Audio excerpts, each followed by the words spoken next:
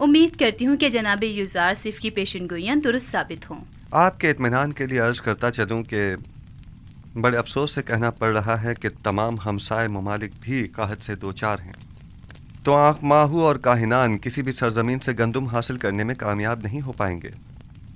کیا آپ کو یقین ہے؟ یہ تو بہت اچھی بات ہے، مجھے اس کی خبر نہ تھی۔ کاہنوں کی شکست کے لیے تو یہ بات اچھی ہے، لیکن ان ممالک کے لوگوں کے لیے بالکل بھی اچھی نہیں ہے۔ انہوں نے اس سلسلے میں کوئی تدارک نہیں کیا ہے، لہٰذا انہیں شدید مشکلات کا سامنا ہوگا۔ کنعان کے لوگ قحط میں کیا کریں گے؟ خداوند ان پر رحم کرے۔